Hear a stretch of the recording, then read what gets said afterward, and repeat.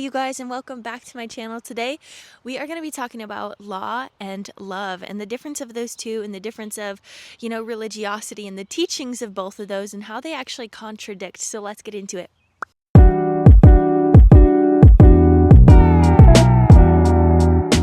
So there's a lot of situations where there is a law or a structure or a standard of moral, integrity that might actually rub against something else. Let's give an example.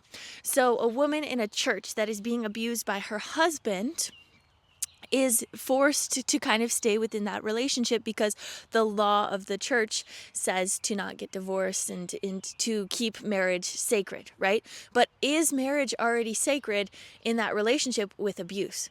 So these are the type of conversations that are a little bit hard and a little bit gray area, and these are the conversations I love to have. So a lot of my references are going to be back into Christianity because that is how I was raised. So hopefully maybe you guys can have some sort of connection to this as well. But a lot of the Old Testament and a lot of the biblical agenda in general is very focused on what you should and shouldn't do.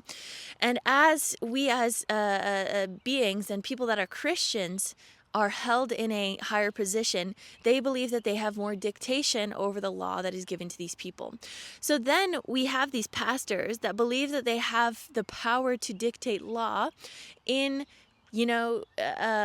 in their church and then going out into society. So I want to explain real quick my understanding of the world and the God of the Bible and the God of law and how he came about.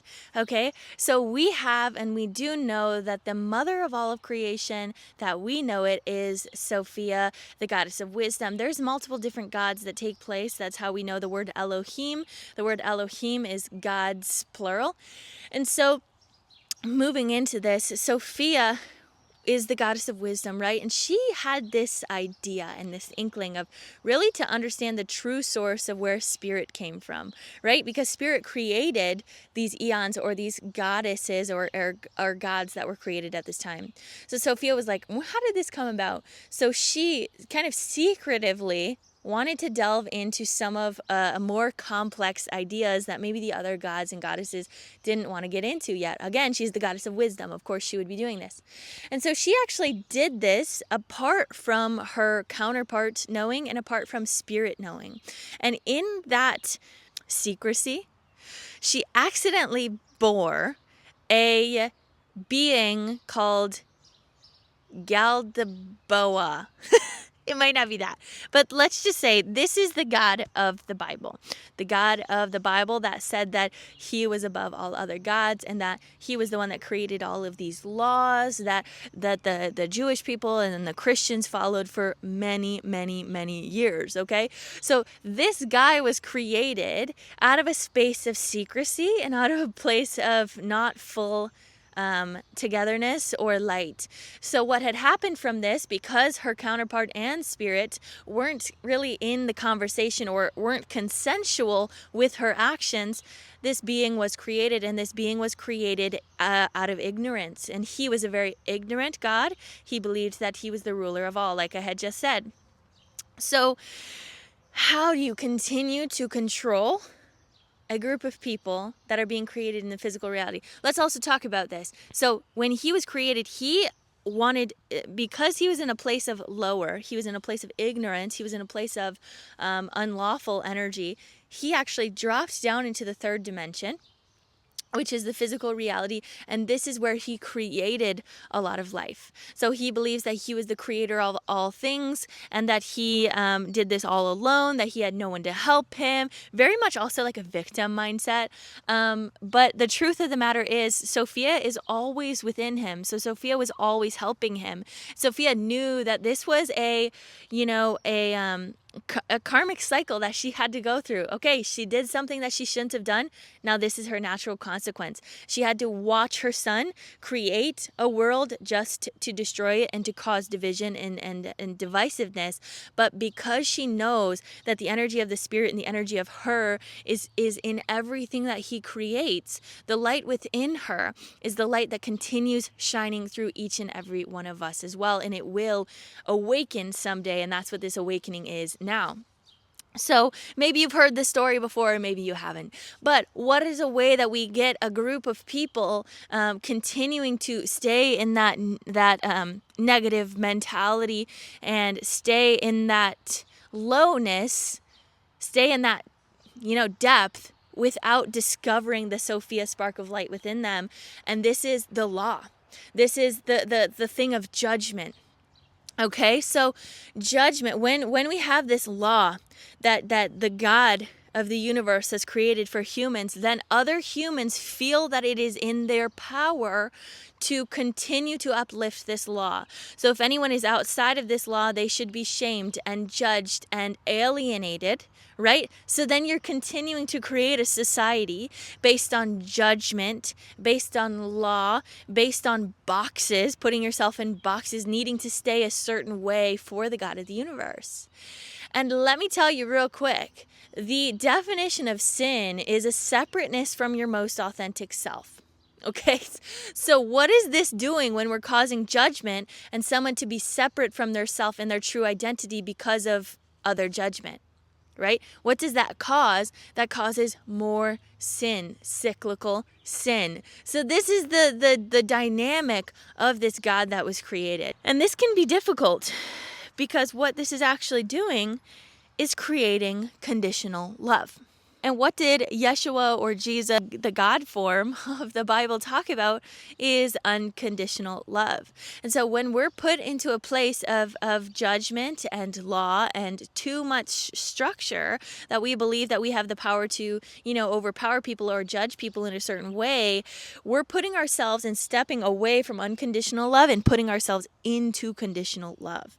And this can be very difficult because so many people think that they're doing this in a place of love. And it's hard because this doctrine or this biblical text has led so many people to believe that judgment is the solution. What does it look like to give love to myself at the deepest core part of myself where I know that other people are going to judge me? This is the part of being vulnerable that is so difficult, because what we learn as we over and over unconditionally love ourselves is we put down these layers and these boxes that we've been confined to through the law, right? We take off all of these, separation of self. When you're in an environment where the law is the ruler of all things, which is what, society has been ruled in for a very, very long time, you're going to separate from yourself because there's a large amount of judgment of what you are doing and what you're not doing. So many people in society, in the society of law, have truly been dissociative from who they are altogether. And so this is why this moment in consciousness is so exciting, because what are we coming back to? We're coming back to the energy of grace. We're coming back to the energy of Sophia, the energy of wisdom, the energy of love, the energy of really, truly unconditional love. So it's really quite beautiful to be here during this time. So what can you do moving forward to be in the energy of love, not in the energy of law, is acknowledge, is this judgment for me? Am I meant to judge this person? Am I meant to love this person? It's a hard concept. It really is a hard concept because it's hard.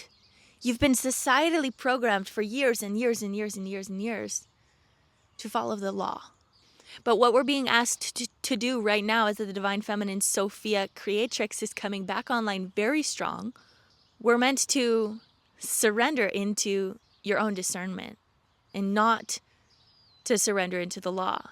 And I'm not saying don't follow the rules of society, right? I'm saying, honor that, but also question it. Ask, is this helpful to us? Is this thing helping me come into a greater amount of unconditional love for this person? If it's not, maybe do some confronting within your being. But again, at the end of the day, the number one rule of life is respect. Respect yourself and respect the people around you. So in anything that I'm telling you, as I say, maybe, look at society, look at what you're being programmed to do, maybe address it, still go about that with an energy of respect. There's so many people in society right now that are so excited to debunk or break down the matrix as we know it, and they have so much passion for it that it's actually creating a lot of tension in reality. And again, go into this with grace and respect. Don't be so hatred or hold a lot of hatred for the structure that had existed, because remember, the structure that had existed was here for a reason. It was a lesson that we were learning. It was a karmic lesson that we were learning, moving from the fifth dimensional space of consciousness into the third dimensional space of consciousness, where this God believes that he was, the number one God.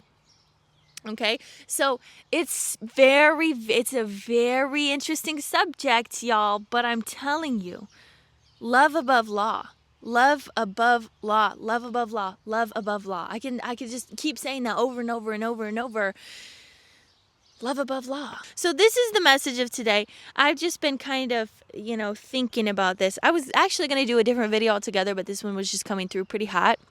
And it felt like it was necessary to talk about. So I hope that you guys received it well. Let me know in the comments if you enjoyed this video, and I will talk to you guys in the next one. Have a good one. You want to try it again? More?